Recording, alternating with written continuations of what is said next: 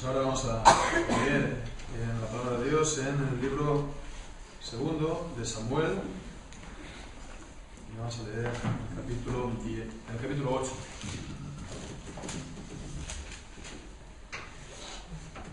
Y dice así la palabra del Señor. Después de esto, aconteció que David derrotó a los filisteos y los sometió, y tomó David a Metec-Ama de mano de los filisteos. Derrotó también a los de Moab y los midió con cordel, haciéndolos tender por tierra, y midió 2 cordeles para hacerlos morir, y un cordel entero para preservarles la vida, y fueron los moabitas siervos de David, y pagaron tributo.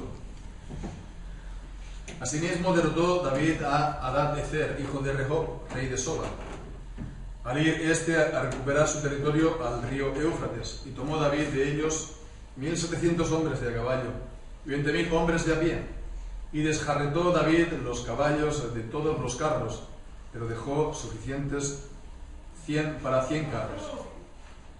Y vinieron los sirios de Damasco para dar ayuda a Hadad-Ezer, rey de Soba, y David hirió a los sirios a 22.000 hombres.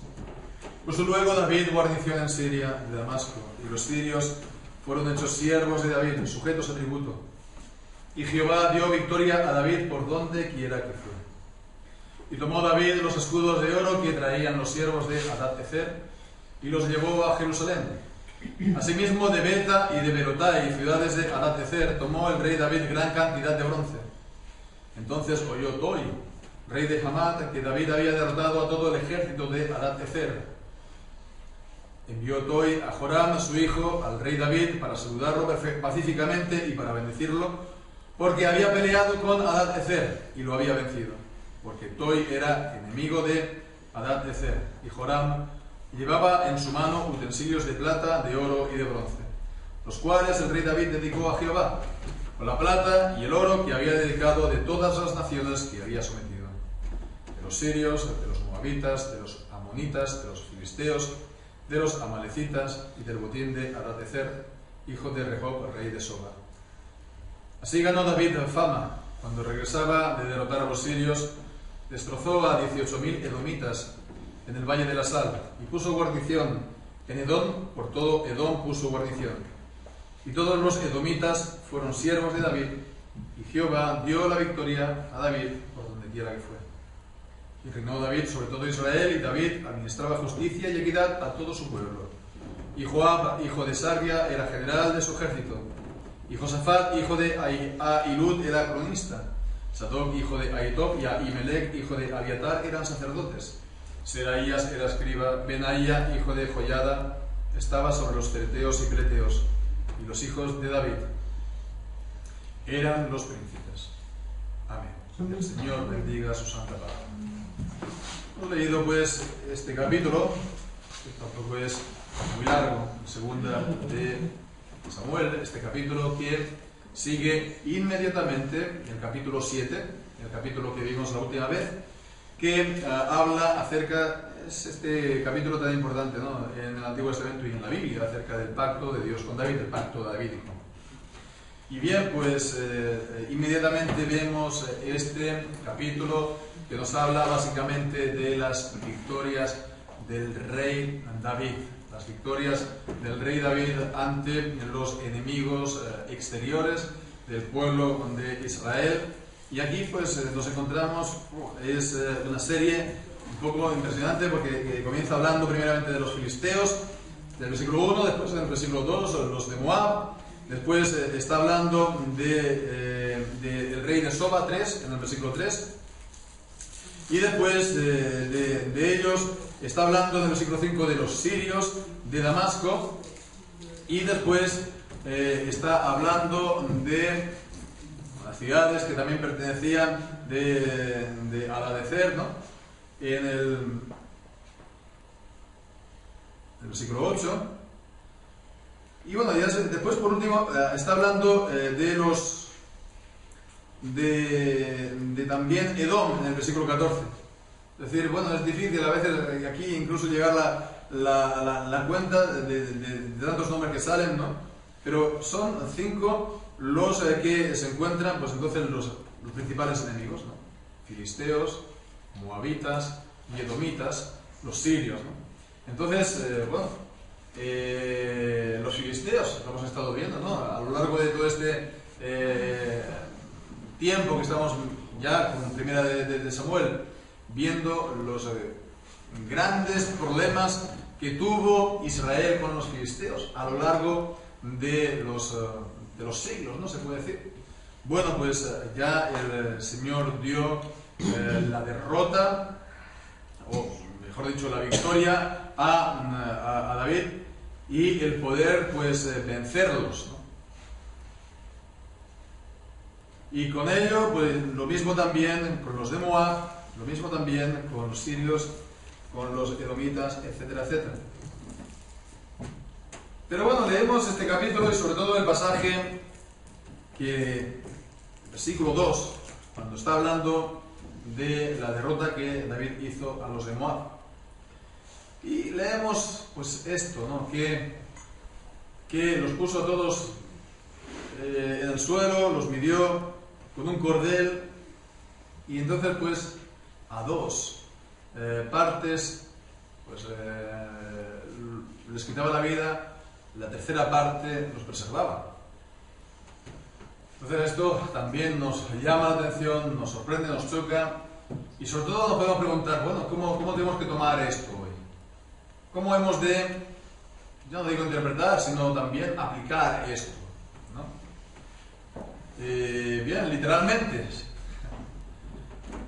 si se intentase practicar esto literalmente con enemigos de carne y hueso, pues esto daría como resultado escenas parecidas a la que ahora se nos demuestra en la televisión con esto del Estado Islámico, ¿no?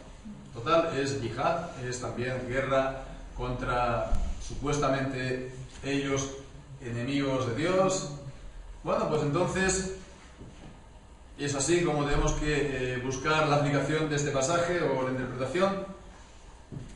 Fijémonos que también pasajes como estos u otros en el Antiguo Testamento, fundamentalmente, en los que se habla de la violencia en la guerra, muchas veces también ahora se emplean en contra de los cristianos.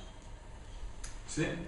¿Por qué? Porque, bueno, ya sabéis, volviendo al tema del yihadismo, pues ya sabéis pues que ellos hacen pues gran uso de violencia en la aplicación de pasajes como estos, aunque es del Corán.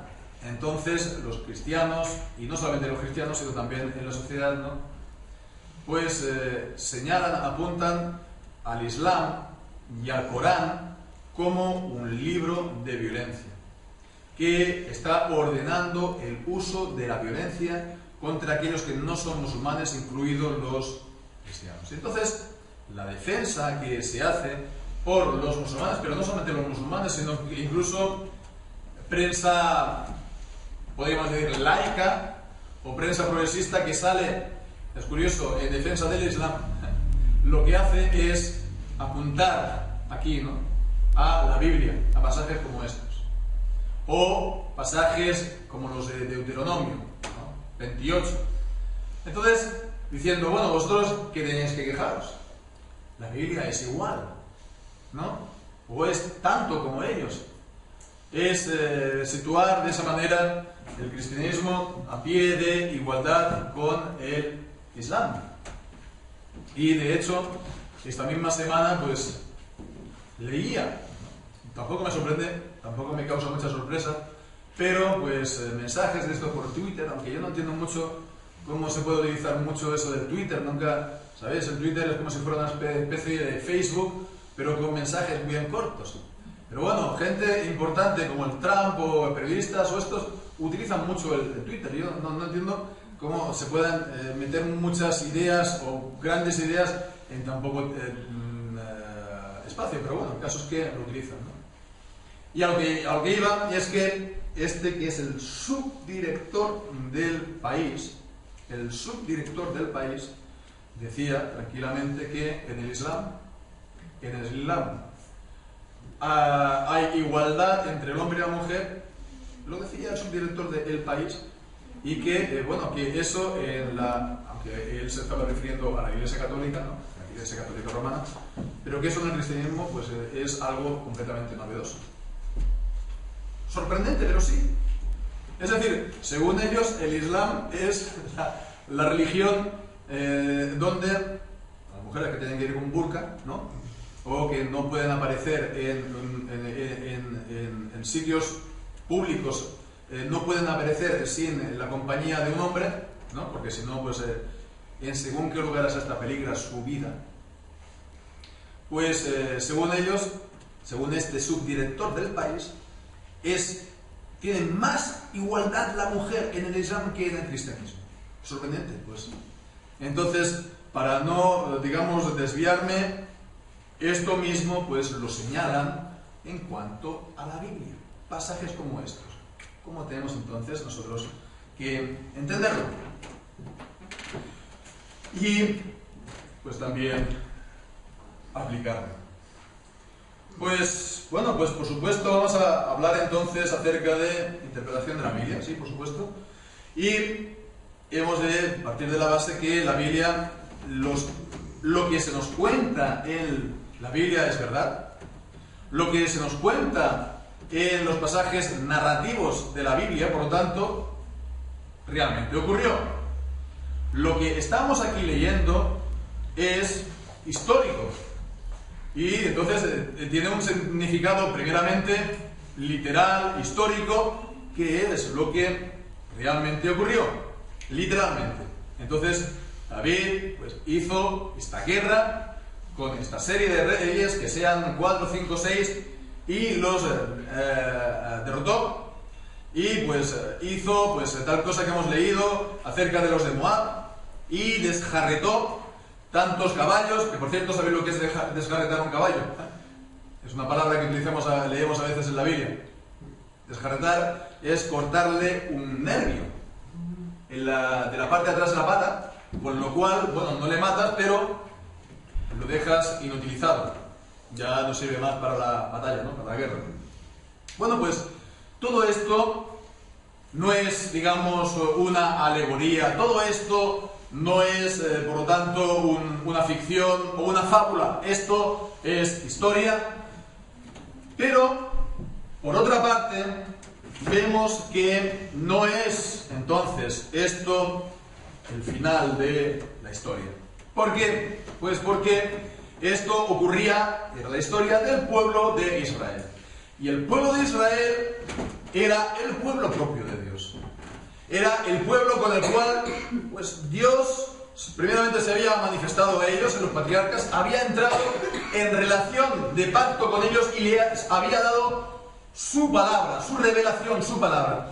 Y es la palabra de Dios, en vez de darla una vez por todas, una vez y para siempre, la dio de manera progresiva, de manera que pues se iba añadiendo a la revelación que había dado antes, pues más revelación, más revelación. ¿Más revelación cómo? Pues primeramente a través de la misma historia del pueblo de Dios, narrada también bajo la inspiración del Espíritu Santo a los que escribían, ¿no? Entonces vemos que Dios también se revelaba en los acontecimientos, en la historia, y después también en la puesta por escrito. Hay una relación entonces entre el acontecimiento, ¿no? Lo que ocurría, la historia, y después la puesta por escrito, la palabra, la escritura, inspirada por Dios. Total, entonces, al leer la historia del Antiguo Testamento, estamos viendo la historia de la revelación. Y la historia de la revelación de Dios tenía un sentido. ¿Cuál era el sentido?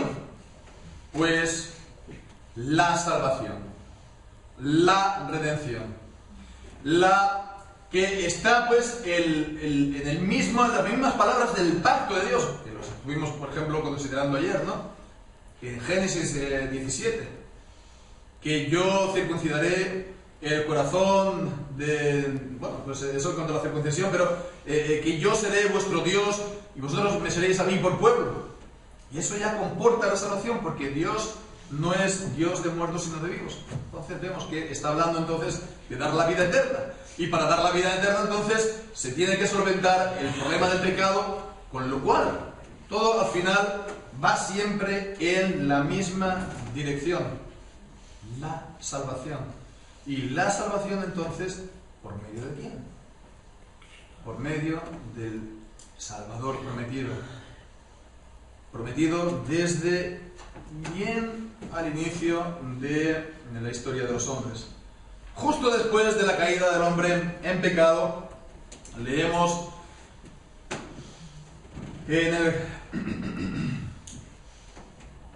el capítulo 3 de Génesis, del versículo 15, lo que se conoce como la primera promesa de salvación de Dios a los hombres. Se conoce a veces como por la palabra de protoevangelio, es decir, el primer evangelio, la primera declaración del evangelio de Dios a los hombres. Justo después de haber pecado el hombre y cuando Dios estaba dando los juicios y la maldición por el pecado, pues da también al mismo tiempo la primera promesa de salvación, porque dice, cuando estaba dando la maldición a la serpiente, el diablo, dice: pondré enemistad entre ti y la mujer que había pues cometido el pecado y había dado de comer a su marido. Pondré enemistad entre ti y la mujer. Antes no había esa enemistad. La mujer había obedecido la voz de la serpiente. Entonces pondré enemistad entre ti y la mujer, y entre tu simiente, está hablando de la simiente de la serpiente, y la simiente suya. Y la simiente suya pues está hablando de una simiente. Se está centrando en una persona. Y esta, por lo tanto, está hablando de la simiente. Esta simiente te herirá en la cabeza y tú le herirás en el calcañar. Entonces vemos, está hablando de que la simiente, el descendiente, vemos, porque está hablando de uno, el descendiente de la mujer va a aplastar a la cabeza de la mujer, de la serpiente, que había creado esa enemistad entre el hombre, Adán y Eva, y Dios. Entonces vemos que ya estaba proclamándose aquí el Evangelio. Ya estaba aquí, pues, el Evangelio contenido en esa palabra fundamental. Esa es la promesa que va a ir, pues, añadiéndose y va a ir revelándose a lo largo de todo el Antiguo Testamento, hasta llegar entonces al Nuevo Testamento con la venida de Cristo y después la palabra. Vemos el acontecimiento de la historia, la venida de Cristo y después la palabra que narra y explica la venida del Nuevo Testamento. Y es de esta manera pues que todo lo que se ha dicho en el Antiguo Testamento, todo lo que leemos entonces del Antiguo Testamento y toda la historia del Antiguo Testamento de Israel, pues tenía ese fin, tenía esa dirección, tenía ese propósito: traer entonces la salvación por medio de la simiente de la mujer, del descendiente de la mujer, del Señor Jesucristo. Todo entonces lo que se lee en la Escritura tiene ese sentido de fondo, todo. Y es lo que leemos entonces en el Evangelio de Juan, en el capítulo 5. En el capítulo 5 del Evangelio de Juan,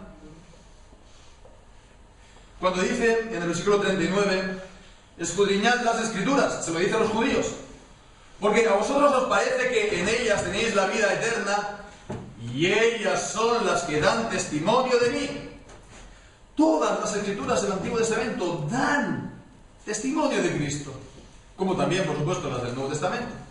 Pero en el Antiguo Testamento vemos, es por eso un grave error. Están leyendo el Antiguo Testamento sin pensar en Cristo, sin tener la mente de Cristo, sin ver cómo pues se relaciona esto con Cristo. Y he aquí entonces la cuestión: porque lo que hemos leído, todo lo que venimos leyendo, de hecho, en 1 y 2 Samuel, todo en el Antiguo Testamento da testimonio de Cristo. Todo es palabra de Cristo. Y esto que hemos leído, pues, también se refiere a Cristo y a su salvación.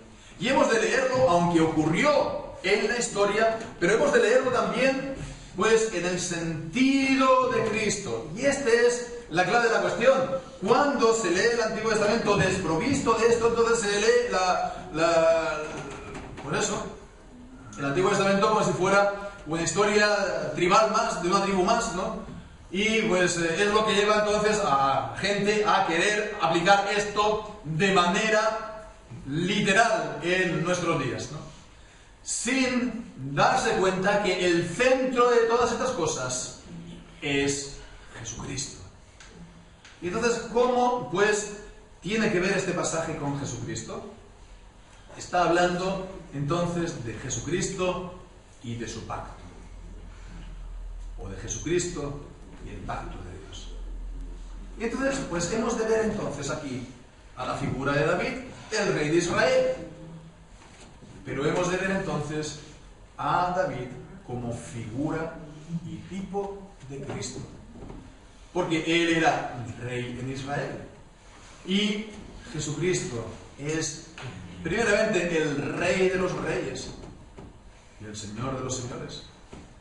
Él es el rey universal, que gobierna cielos y tierra con la palabra de su poder. Pero Él es el rey de su pueblo de una manera especial, porque Él los gobierna por su palabra y por su Espíritu Santo. Él los protege y los defiende ante todas las dificultades y aflicciones y tribulaciones del mundo. Bien, pues Él, Jesucristo, es el que nos gobierna en el reinado de la gracia. En el reinado de la gracia.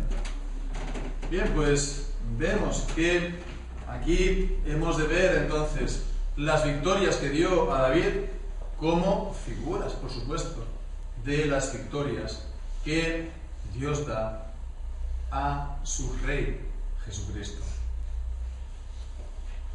Él, Jesucristo, ha sido ascendido a los cielos. Él, Jesucristo, está sentado a la diestra de Dios Padre. Y entonces vemos que Dios está poniendo todos los enemigos de Cristo bajo el estrado de sus pies. Como leemos, cantamos muy a menudo, ¿verdad?, en el Salmo 110. Salmo 110.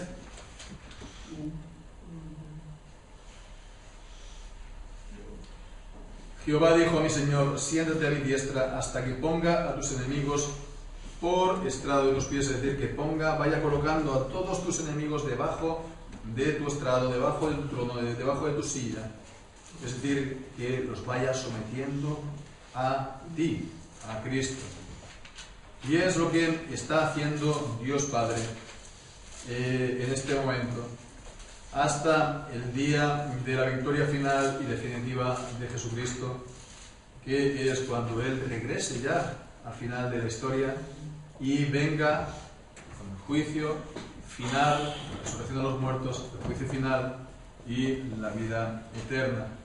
Entonces vemos que esto es lo que nos dice la palabra de Dios también acerca de lo que está ocurriendo ahora. El Señor está poniendo a todos los enemigos debajo del estrado de los pies de Cristo.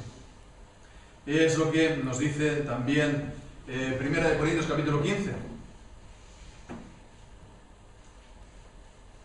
A partir del versículo 24 podemos leer. Está hablando de la resurrección, ¿no?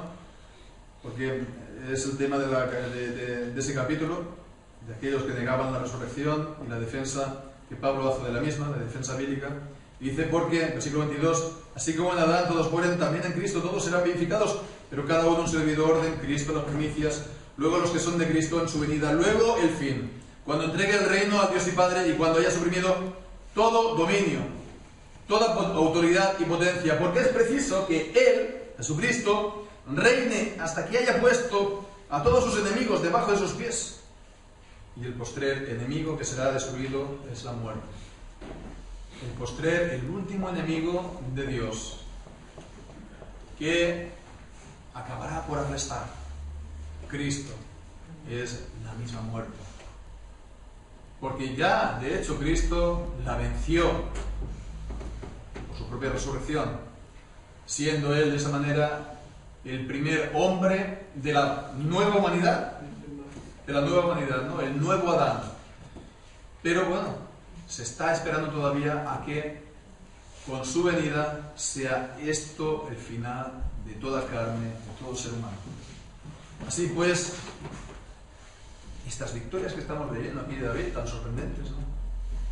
Son las victorias que progresivamente Dios está haciendo. Dios está derrotando a sus enemigos. Dios está haciendo que los grandes imperios que persiguen a los cristianos hayan caído a la historia. Y han caído y seguirán cayendo.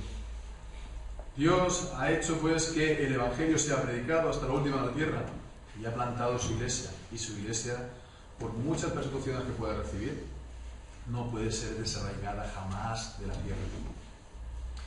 Y la predicación del Evangelio va a seguir.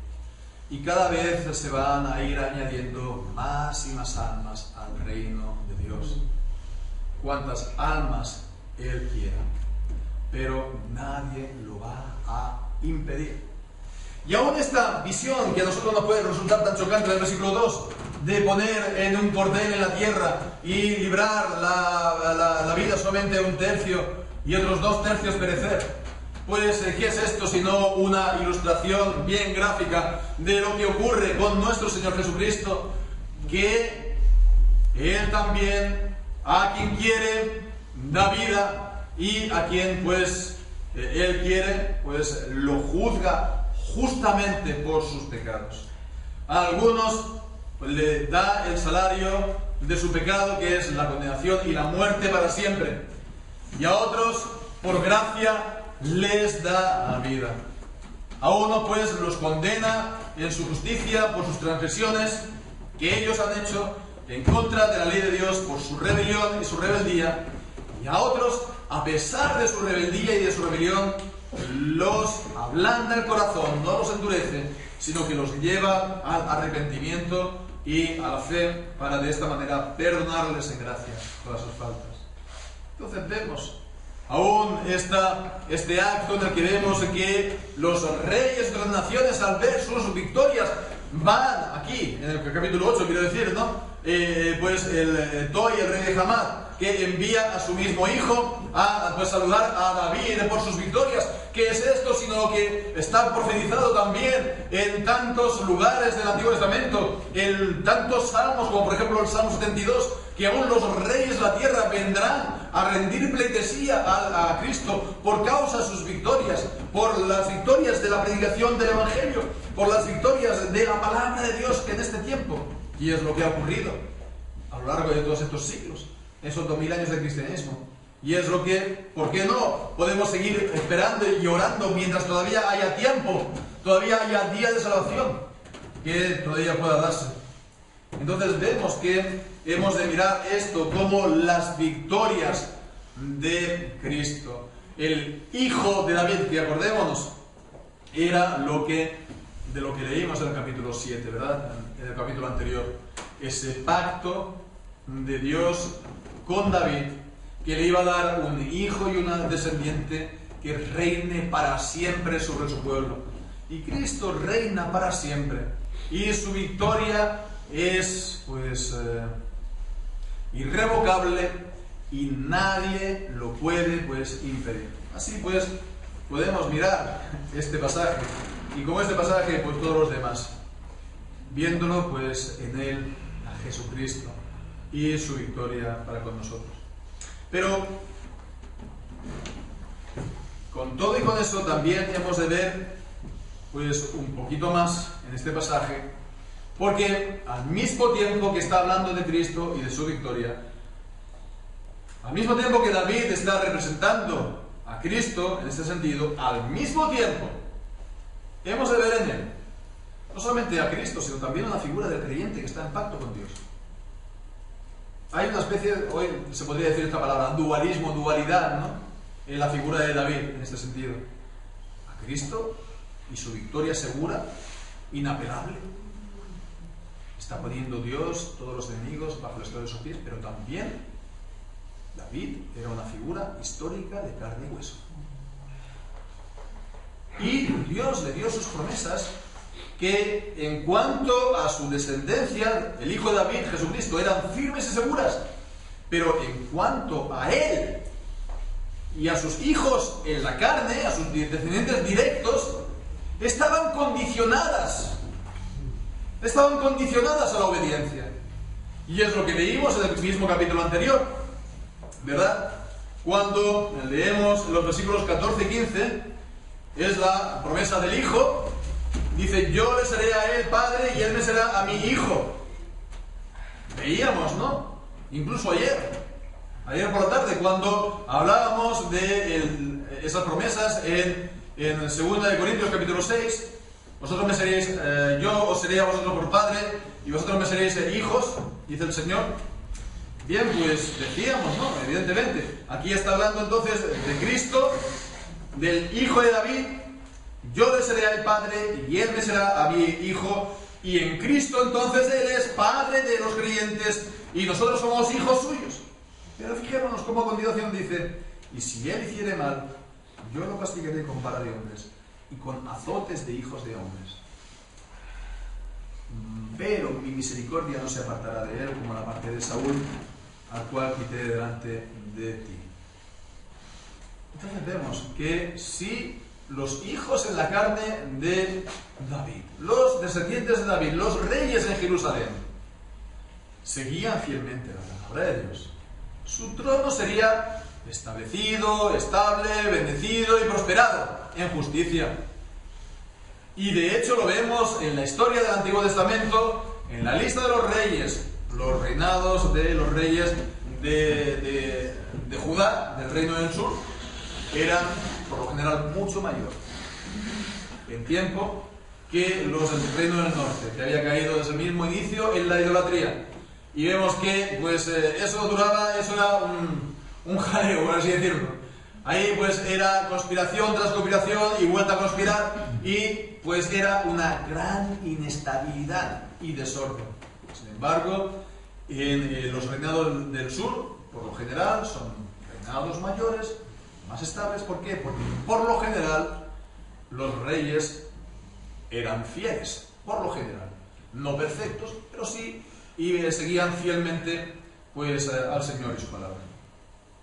Con lo cual, pues vemos entonces en el capítulo 8 de Samuel, 2 de Samuel, este capítulo que nos habla de las victorias de David sobre sus enemigos, que sigue inmediatamente ese capítulo 7 del pacto de Dios con David.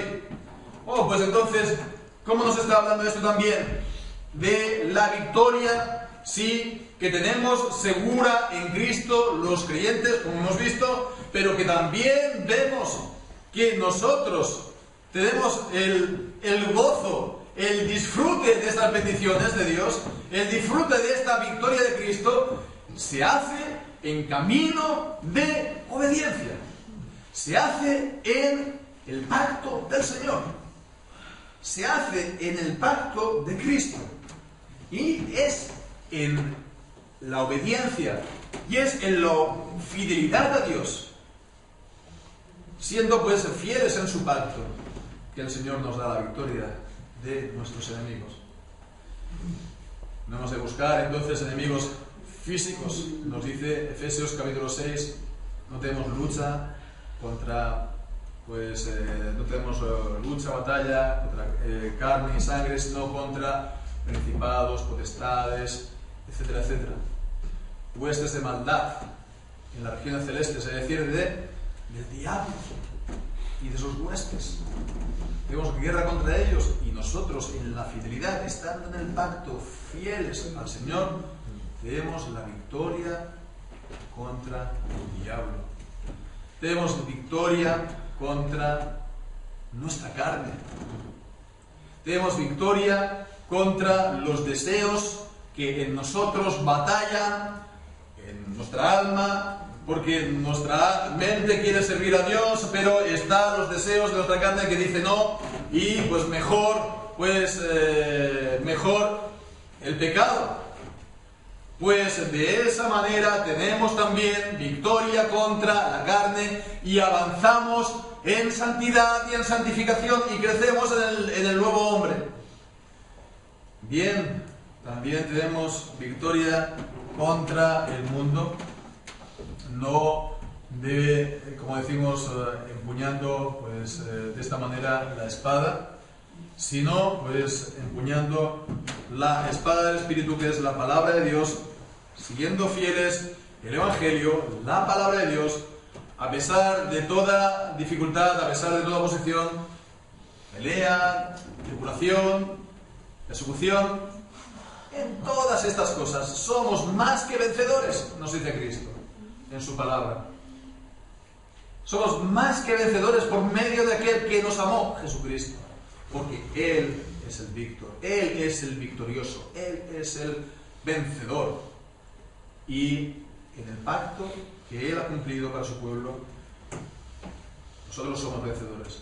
Y ese pacto lo disfrutamos en camino de obediencia y observando su palabra. Y hemos de dar, pues, volviendo al tema de esta mañana, gracias a Dios que hemos tenido también hoy pues este encuentro, este tiempo de comunión con el Señor, este tiempo de pacto, pues de renovación de nuestro pacto. El Señor pues nos da también con este pasaje pues esta certidumbre de avanzar de victoria en victoria, y de triunfo en triunfo, y de gloria en gloria en Cristo Jesús. Pues que así sea, hermanos, que el Señor bendiga su santa palabra. Amén. Amén.